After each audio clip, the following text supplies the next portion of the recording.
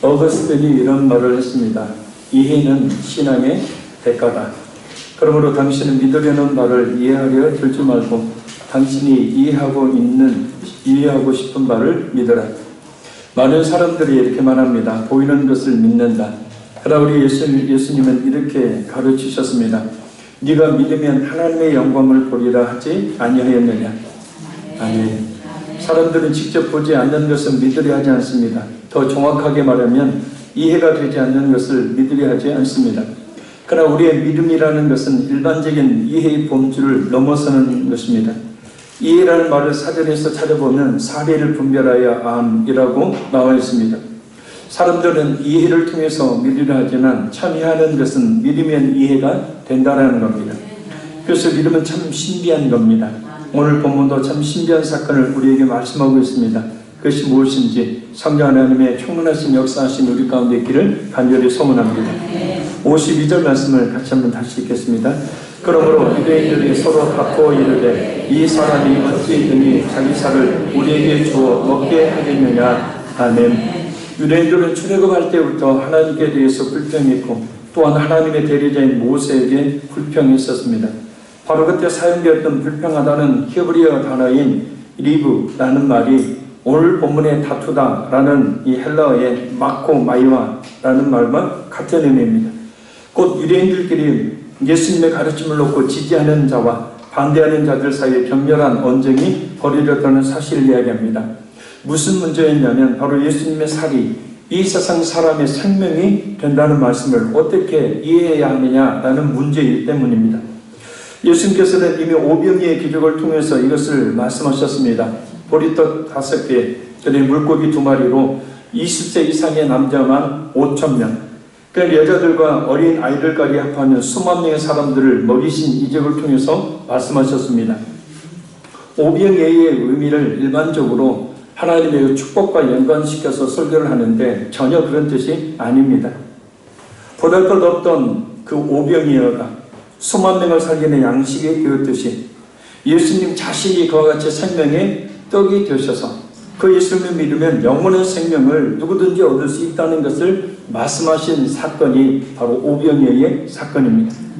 그러나 사람들은 여전히 예수님께서 오병이어를 통해 하신 그 말씀을 이해하지 못하고 있습니다. 그래서 예수님께서 다시 이렇게 말씀합니다. 우리 53절 읽겠습니다. 예수께서 이르시되 내가 진실로 너희에게 이르노니 인자의 살을 먹지 아니하고 인자의 피를 마시지 아니하면 너희 속에 생명이 없느니라. 아멘. 인자의 살과 인자의 피는 예수님의 인성, 곧 예수님의 사람 되심을 이야기합니다.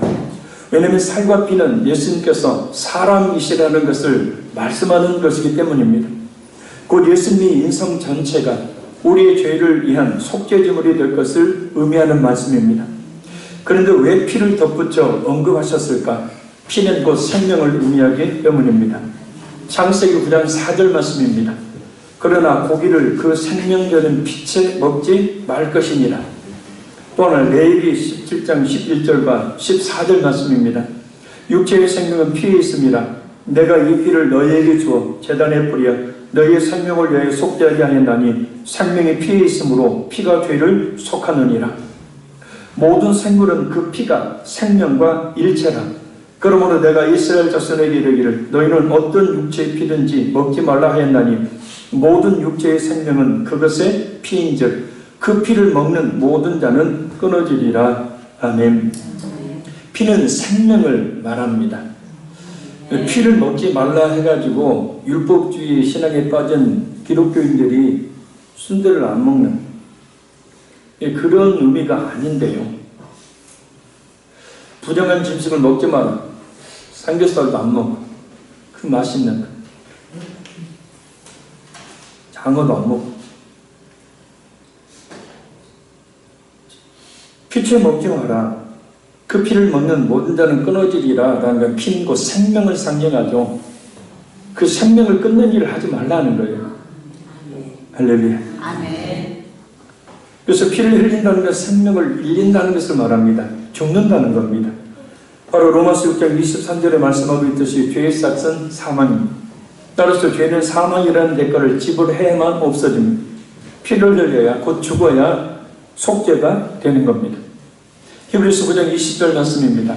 율법을 따라 거의 모든 물건이 피로써 정결하게 되나니 피 흘림이 없은즉 사함이 없느니라. 그러나 구약의 짐승의 피는 우리의 죄를 완전히 그리고 영원히 속죄하지 못합니다. 또 어떤 사람이 죽는다고 자신의 모든 죄가 없어지는 것도 아닙니다. 왜냐하면 로마서 3장 23절 말씀처럼 모든 인간은 죄인인지라 속죄의 피를 흘리지 못하기 때문입니다. 오직 인간을 위한 속죄의 피는 죄 없는 자만이 흘릴 수 있기 때문입니다. 그래서 사람 중에 죄 없는 자가 하나도 없기에 죄 없으신 하나님이신 예수님께서 속죄의 피를 흘리시기 위해서 바로 사람의 모양으로 이 땅에 오신 겁니다. 그래서 오늘 본문에서 예수님께서 말씀하고 계시는 인자의 살과 피를 먹고 마셔야 생명을 얻을 수 있다라는 말씀은 문자적인 의미가 아닌 비유입니다. 곧 예수님께서 우리의 과거, 현재, 미래의 모든 죄를 대속하기 위한 속죄의 제물이 되어 죽으심을 믿어야 한다는 뜻이에요. 예수님의 살을 먹는다는 말씀은 예수님께서 십자가의 순환을 당하시며 찢기신 것을 믿으라는 뜻입니다.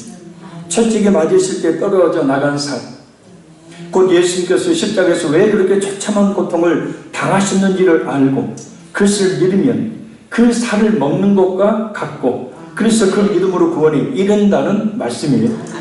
예수님의 살과 피를 먹는다는 것은 예수님을 온전히 받아들이는 것을 의미합니다. 예수님의 대속의 그 죽음을 온전히 믿는 것을 가리킵니다. 우리가 잘 알다시피 출애굽시 이스라엘 백성들은 어린 양을 잡아서 그 고기를 살을 먹고 그 피를 집안의 좌우 문설주와 인방에 뿌려서 죽음의 그림자가 넘어가게 했습니다. 그래서 유월절이죠. 그 살과 피 때문에 이스라엘 백성들이 살게 되었던 겁니다. 마찬가지로 이제 우리는 그 어린 양과 같은 예수님의 살과 피를 먹음으로 영원한 멸망이라는 어둠이 우리를 덮지 못하도록 하고 영원한 생명을 얻게 됩니다. 우리가 음식을 먹게 되면 그 음식이 우리 몸 안에 들어갑니다. 그리고 그 음식은 잘 분해되어서 영양분으로 바뀌어 우리의 몸 구석구석으로 섭취되어서 우리의 생명의 에너지가 됩니다. 마찬가지로 우리가 예수님을 많이 믿으면 음식을 먹는 것과 같아서 예수님께서 우리의 영혼의 생명이 되어주시는 겁니다. 그래서 음식을 입에만 물고 있는 것이 아니라 그것을 잘 씹어 몸 안으로 들어가도록 해야 하듯이 예수 그리스도에 대해서 그냥 듣기만 하는 것이 아니라 마음의 예수님을 영접해야 합니다. 그래 영혼의 생명을 얻게 되고 하나님의 자녀가 되는 놀라운 복을 받게 됩니다. 요한복음 1장 12절 말씀입니다. 영접하는 자 곧 그의 이름을 믿는 자들에게는 하나님의 자녀가 되는 권세를 주셨으니 아멘. 우리는 음식을 가방에 넣고 다니면 그것을 자랑하지 않습니다. 그 음식을 얼굴에 붙이고 다니거나 또 몸에 붙여서 치장으로 다니지도 않습니다. 음식은 먹는 겁니다. 마찬가지로 우리의 예수 그리스도를 믿는 믿음 또한 우리를 치장하는 도구가 되어서는 안 된다는 겁니다. 몇 년 전에 미국의 레이디 가가라는 대중가수가 내한 공연을 한 적이 있었습니다. 그때 이 공연을 하기도 전에 공연을 넣고 찬송과 반대로 나뉘어서 대립했던 적이 있었습니다. 영적으로 보면 이 레이디 가가는 반기독교적인 인물이죠. 공연 도중에 성경책을 찍기도 하고 짐승을 그 무대 위에서 담아서 피를 뿌리는 퍼포먼스를 펼치기도 합니다. 또 그 가수가 자주 하는 퍼포먼스가 바로 작은 짐승의 그 살코기로 만든 옷을 입고 무대에 서는 겁니다. 개인적으로 레이디 가가라는 가수가 참 안타깝게 느껴져요. 그 짐승의 피가 의미하는 바가 무엇인지를 모르고 뿌리기 때문이고 또한 그 살에 의미하는 바가 무엇인지를 모르고 그렇게 귀한 퍼포먼스의 도구로 사용하고 있기 때문입니다. 우리의 믿음은 우리를 치장하는 도구가 아닙니다. 믿음은 우리 속에 있는 것이며 우리를 변화시키는 능력으로 작용합니다. 그래서 예수 그리스도께서 십자가에 지신 그 이유를 우리가 알아야 합니다. 그리고 예수님이 자신의 생명을 머물게 할 것이 아니라 마음에 믿어야 합니다. 예수님 당시에도 대부분 사람들이 예수님이 하신 능력을 보고 예수님을 인정하긴 했지만 마음으로 예수님을 믿지는 않았습니다. 마치 음식을 먹었는데 그 음식을 제대로 소화시키지 못하는 것과 마찬가지로 말입니다. 음식을 소화시키지 못하면 그 음식이 영 몸에 에너지가 되지를 생명이 되지를 못합니다. 우리가 믿는 예수 그리스도를 온전히 믿는 그 믿음이야말로 우리라고 영원한 생명을 얻게 합니다. 그래서 우리가 관념적인 신앙생활을 버려야 한다는, 예수에 대해서는 알고 있는데 그 예수님을 온전히 마음에 영접하지 않음으로 인하여서 그 변화가 일어나지 않는 신앙생활이 뜨거움이 없는 그와 같은 신앙은 관념적인 신앙, 예수님을 마음에 영접한 신앙이 아니다. 쉽게 말하면 예수님을 믿는 것이 아니다라고 말할 수 있습니다. 이렇게 말하면 여러분들의 속에서 혹시 거부감을 느낄 수 있을는지 모르겠지만 아닙니다. 진짜 예수님을 마음에 영접한 사람, 그 음식을 먹어서 그 음식이 몸속에 들어가서 잘 보내야 되고 영양분이 되어서 그 에너지가 되어지면 그 사람이 힘을 얻고 활력을 얻듯이 예수님을 진심으로 믿게 되어지면 그 예수님이 우리의 마음속에 들어오셔서 우리를 근본적으로 바꿔버리신다라는 거예요. 그러나 많은 기독교인들 가운데 관념적인 이성적인 신앙생활을 하고 있는 사람들이 있습니다. 종교생활을 하는 경우로 말합니다. 그는 기독교 교회를 다녀야 된다, 그런 생각으로 예수님에 대해서 알아놔도 그러나 전혀 그 예수님을 마음에 영접하지 않음으로 인해서 변화됨이 없는 신앙생활을 하는 사람들 말입니다. 그래서 마태복음 15장 8절을 보면 예수님께서 이렇게 말씀합니다. 이 백성이 입술로는 나를 공경하되 마음은 내게서 멀도다.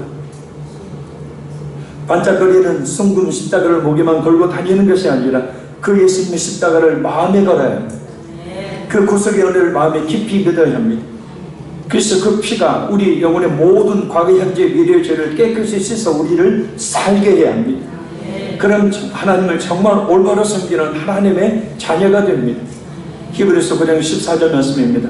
하물며 영원하신 성령을 말미암아 흠없는 자기를 하나님께 드린 그리스도의 피가 어찌 너희 양심을 죽은 행실에서 깨끗하게 하고 살아계신 하나님을 섬기게 하지 못하겠느냐.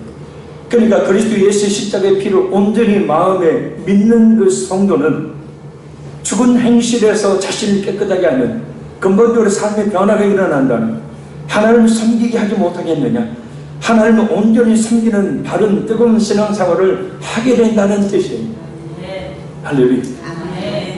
예수 그리스도를 마음에 믿어 구원을 받을 수 있어야 하죠. 로마서 10장 9절 10절 말씀입니다. 네가 만일 내 입으로 예수를 주로 시인하며 또 하나님께서 그를 죽은 자 가운데 살리신 것을 내 마음에 믿으면 구원을 받으리라. 사람이 마음으로 믿어 의에 이르고 입으로 시인하여 구원에 이르느니라. 이 말씀의 배경을 보면 마음으로 믿는다는 것은 예수를 믿는 믿음과 자신의 목숨을 기꺼이 바꾼다는 뜻입니다. 그리고 순교의 현장에서 예수님을 시인하느냐 시인하지 않느냐, 예수님을 시인하느냐 시인하지 않느냐의 그와 같은 배경 속에서 바로 이 로마서 10장 9절 10절 말씀이 나온 거예요. 근데 사람이 마음으로 진짜 예수님을 믿으면 입으로 시인한다는 거예요. 예수님이 자신의 구주로 시인한다는 거예요. 그래서 기꺼이 그 죽임을 당한다는 겁니다. 순교의 제물이 된다는 겁니다. 그러나 마음으로 예수님을 믿지 못하게 되어지면 입으로 시인하지는 못하는 거예요. 왜? 죽으니까요. 예수 그리스도를 믿는 믿음을 자신의 목숨보다 귀하게 여기는 것을 말합니다. 그래서 많은 사람들 앞에서 심지어 죽음 앞에서도 예수님을 결코 부인하지 않음을 말합니다. 그래서 존 뉴턴은 그 은혜를 깨닫고 찬수가 305장 찬양을 했죠. 우리 같이 한번 불러봅니다. 나가진 죄인 살리신 주의 노라고 잃었던 생명 찾았고 광명을 얻었네. 큰 죄가 돼서 번지신 주를 메고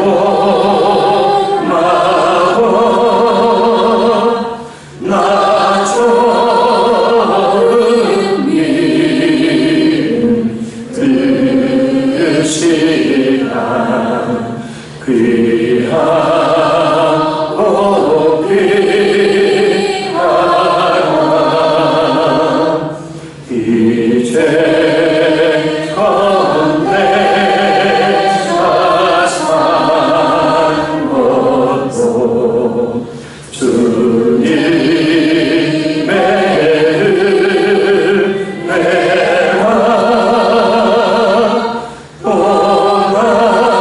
오나를 장차 고난에 인도해 주시니. 4절은 존 니텐이 아니라 다른 사람이 추가한 겁니다. 우리 54절을 본문 말씀 같이 한번 읽겠습니다. 시작. 내 살을 먹고 내 피를 마시는 자는 영생을 가졌고 마지막 날에 내가 그를 다시 살리리니. 아멘.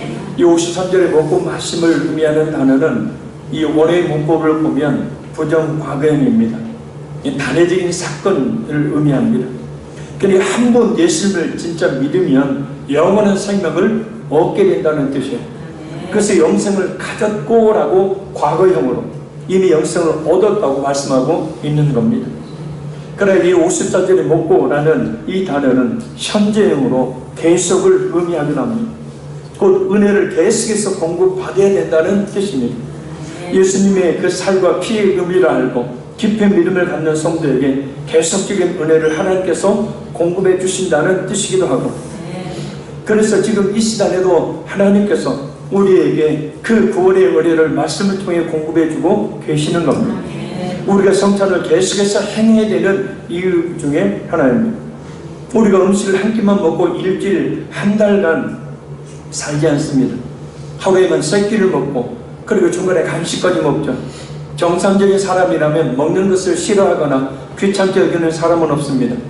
계속해서 음식을 공급해 줘야 우리가 살 수 있듯이 하나님께서 마찬가지로 예수 그리스도를 믿는 성도들에게 계속해서 말씀을 통해서 그 은혜를 공급해 주시는 겁니다. 그리고 성찬식은 그 예수님의 은혜를 가장 효과적으로 우리에게 부어지게 하는 은혜의 방편이 됩니다. 할렐루야. 어떤 사람들은 성찬식을 자주 행하면 식상해지고 형식적이기 쉽지 않냐라는 이야기를 합니다. 그러나 우리는 설교를 거의 매일 듣다시피 합니다. 그 설교를 들으면서 식상하다, 형식적이다, 듣기 싫다 그렇게 생각되는 분이 있습니까? 그런 논리라면 설교를 매주 들을 필요가 없죠. 또한 그것은 매일 먹는 밥이라 귀찮으니 가끔 아니 먹지 말아야 한다는 논리와 같습니다. 원래 예배는 성찬식이었습니다. 성찬식이 예배의 핵심이었고 성찬식의 중심이 되어서 예배를 드렸습니다. 성찬식이 없는 예배는 예배가 아니었습니다. 매주 성찬식을 그래서 가져야 하지만 그래도 한 달을 시작하는 매달 첫 주에 한 번씩이라도 성찬식을 갖는 것은 그래서 우리에게 영적으로 매우 중요한 은혜의 방편이 됩니다. 사실 우리 현재 기독교가 한국 기독교가 가지고 있는 예배는 미국의 부흥회식의 예배입니다. 종교개혁을 하던 당시에 그 거룩했던 하나님 앞에 드렸던 예배의 예전을 모두 다 버리고 왔죠. 그래서 우리가 드리고 있는 이 예배는 기독교의 부흥회식 예배입니다. 예전은 기도나 찬송이나 성찬이나 모든 것들이 하나님의 중심으로 하나님께 그 중심을 드리는 하나님 중심의 예배가 되어집니다. 어떤 분이 그런 얘기를 한 적이 있습니다. 아니 목사님 그 천주교 신부같이 그렇게 뭐 이 스톨도 걸고 강단에 보니까 천주교처럼 뭐 PX가 아니에요. 크리스토스라는 예수 그리스도라는 약자입니다. 뭐 그림도 그려져 있는 것도 있고 또 강단 성찬대가 제일 위에 가 있냐. 왜냐하면 성찬은 예배의 핵심이고 가장 중요한 것이기 때문이에요. 할렐루야. 그리고 우리는 상징들을 많이 버렸죠. 그래서 십자가도 우리 교단 같은 분이 정면에 걸지 못하게 해서 한쪽에 걸어놨죠. 뭐 우상이다 라고 이야기하는데 그건 우상이 아닙니다. 물론 그 앞에서 눈물을 흘리고 하다 보면 그 우상이 될 수도 있겠지만 많은 상징적인 예전의 좋은 것들을 다 종교개혁 하면서 다 내버리고 왔어요. 그래서 지금 현재 전 세계 기독교 교단들 가운데 다시 이전에 하나님께 드렸던 그 예전을 회복하자라는 움직임들이 굉장히 많이 있고, 그래서 그 예전을 회복해 나가는 그런 교단, 그런 교파들이 한국에도 갈수록 많아지고 있습니다. 부흥의식 예배는 사람이 중심이 되는 예배죠. 그러나 예전 중심의, 성찬 중심의 예배는 하나님이 중심이 되는 예배를 의미하기 때문입니다. 초대교회 성도들은 그래서 모일 때마다 성찬식을 행했습니다. 그것은 예수님의 명령이기도 했습니다. 고린도전서 11장 23절에서 25절 말씀입니다. 내가 너에게 전한 것은 주께 받은 것이니 곧 주 예수께서 잡히시던 밤에 떡을 가지사 축사하시고 떼어 이르시되 이것은 너희를 위하는 내 몸이니 이것을 행하여 나를 기념하라 하시고 식후에 또한 그와 같이 잔을 가지시고 이르시되 이 잔은 내 피로 세운 새 언약이니 이것을 행하여 마실 때마다 나를 기념하라 하셨으니 너희가 이 떡을 먹으며 이 잔을 마실 때마다 주의 죽으심을 그가 오실 때까지 전하는 것이니라. 아멘.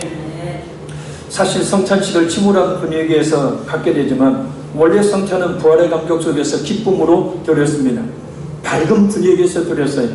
예수님에게 십자가에 찍히신 살과 피로 모든 죄를 사함받았고 영원한 생명을 얻었기 때문입니다. 그래서 다시 한번 확신하여 기뻐하고 그 예수님과 깊은 연합을 이루는 예식이 바로 성찬식이기 때문입니다.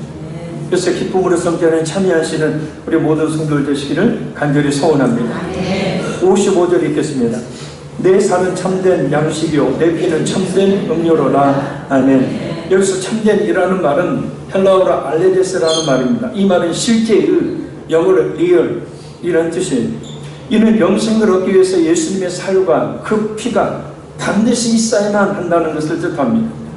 구약의 만나와 같은 물질적인 양식은 그림자와 같고 또 불완전하지만 예수님의 살과 피로 인한 속죄의 은혜는 실물이요 영원히 살리는 효과가 있는 실제적인 것이라는 뜻입니다.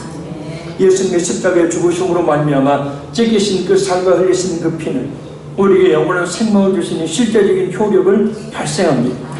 그래서 누구든지 예수님을 믿으면 실제 영원한 생명을 누리게 되는 겁니다. 그리고 진실한 믿음을 가지면 자신이 영원한 생명을 이미 얻었음을 확신하게 됩니다. 그런 믿음이 있으십니까? 그런 믿음이 있다면 영원한 생명을 이미 얻은 것입니다.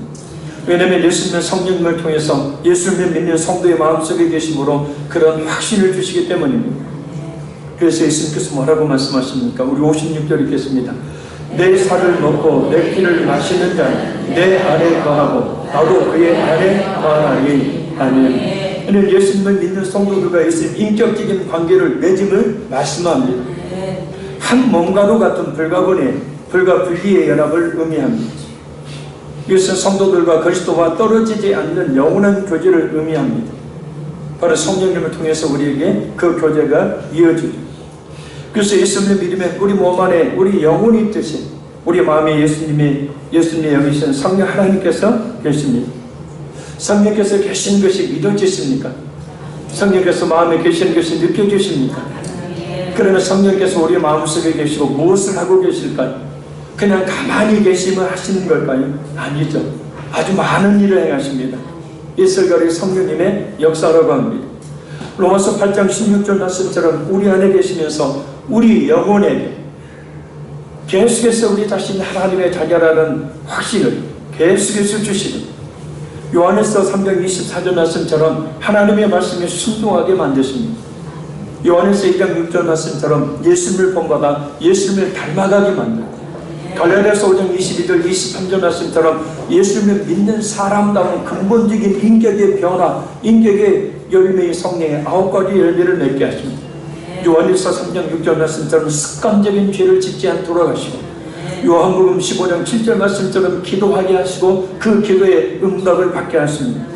에베소서 1장 17절 18절 말씀처럼 하나님을 더 깊이 알게 하시고 영적인 눈을 열어주어서 저 천국의 영광을 보게 하십니다. 요한복음 14장 26절 말씀처럼 성경 말씀을 깨달아 알게 하시니 사도행전 4장 31절 말씀처럼 담대하게 전도하게 하시고, 요한복음 14장 18절 말씀처럼 우리의 친구와 위로자가 되어주십니다. 우리를 순종하도록 이끌고 우리를 충성하도록 이끌어 주십니다. 자, 이것이 바로 그리스도 영이신 성령께서 우리 안에 들어오셔서 행하는 역사, 곧 이와 같은 역사를 통해서 우리 성령 하나님은 우리와 그리스도를 연합하게 하시는 겁니다. 그래서 그리스도와 연합하는 가장 상징적인 예식이 바로 뭐냐면 성찬식인 거예요. 할렐루야. 그래서 우리는 빵과 포도즙을 마시면서 예수님의 그 살과 피를 먹는, 곧 믿음을 다시 한번 확인함을 통하여 우리 주님과 깊은 연합을 이루게 된다라는 겁니다. 그래서 매주 성찬식을 초대교회 성도들이 행했던 겁니다. 자, 우리 57절 말씀 읽겠습니다. 살아계신 아버지께서 나를 보내시매 내가 아버지로 말미암아 사는 것 같이 나를 먹는 그 사람도 나로 말미암아 살리라. 아멘. 이 말씀은 예수님께서 하나님에게만 의존해야 되는 그런 존재라는 의미가 아니라 예수님이 하나님과 사람 사이 중보자 되심을 나타내는 말씀입니다. 곧 예수님을 통해서만 영원의 생명을 누릴 수 있다는 예수님의 말씀입니다. 고대이라는 크리스찬이 이런 얘기했습니다.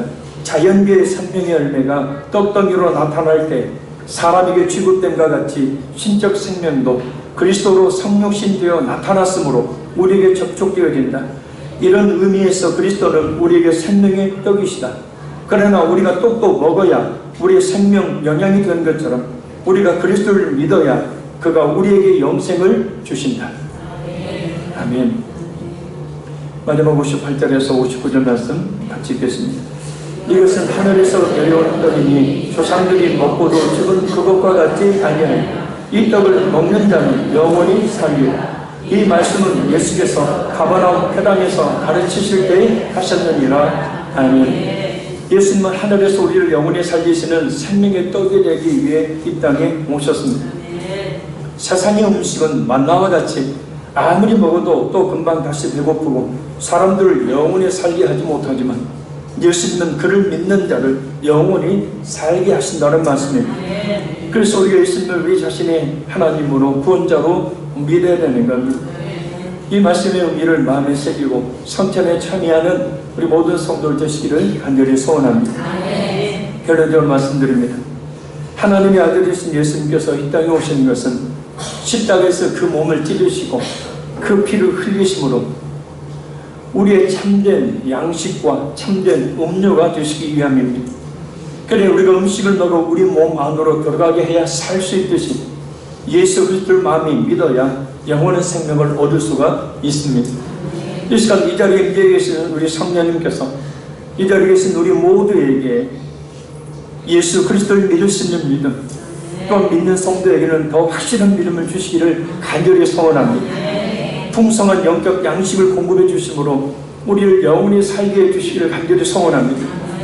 그리고 성령님께서 우리 마음에 역사해 주심으로 더 확실한 믿음, 예수님을 믿는 사람들에게 살 수 있는 믿음, 진정 성령께서 그 안에 거하심으로 말미암아 변화된 성령의 아름다운 열매를 맺게 해주시는 참된 믿음을 주시기를 간절히 소원합니다. 이 시간 회개되는 성찬식을 통해서 주어지는 빵과 포도즙을 먹고 마시며 우리의 참된 양식과 참된 음료가 되시는 예수님과 깊이 연합하게 되기를 바랍니다. 그 살과 피를 먹고 마심으로 모든 죄에서 자유함을 얻었음을 다시 한번 확신하여 기뻐하며 감사하는 시간이 되기를 간절히 소원합니다.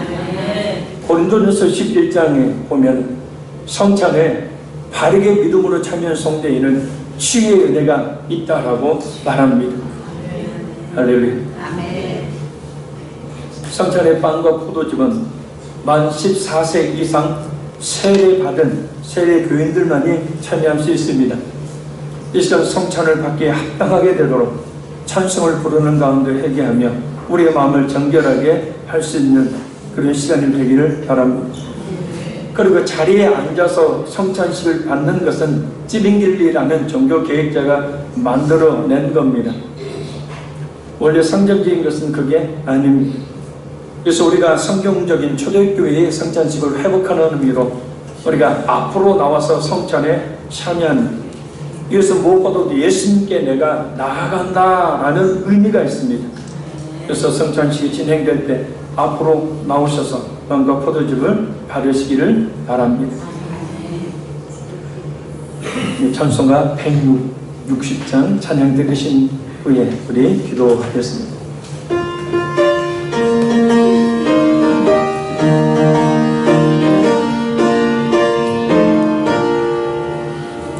물범에 머물러 예수의 무드 새벽이 가렸네.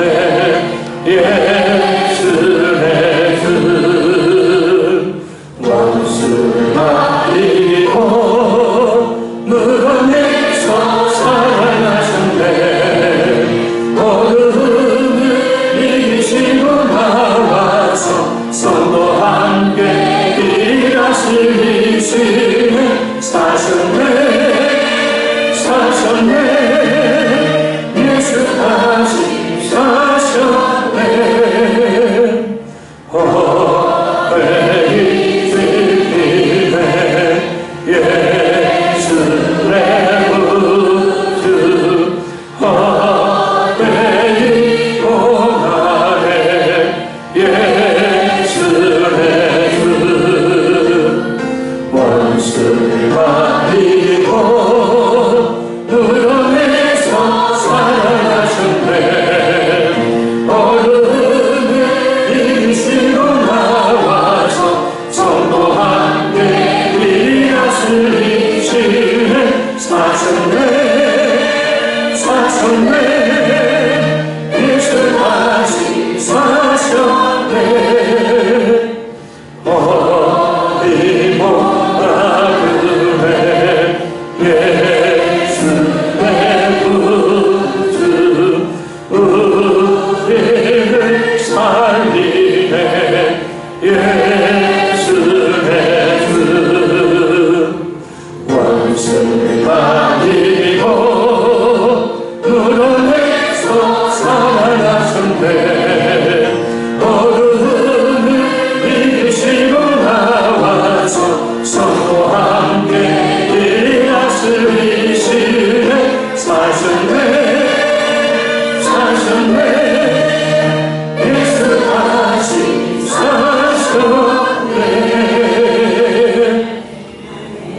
예수님 십자가를 주신 그 부활의 은혜를 깊이 묵상하며 우리의 심령을 정결하게 해주시라고 이 시간 기도하겠습니다. 대변 회전 위원들을 앞으로 나와주시기 바랍니다.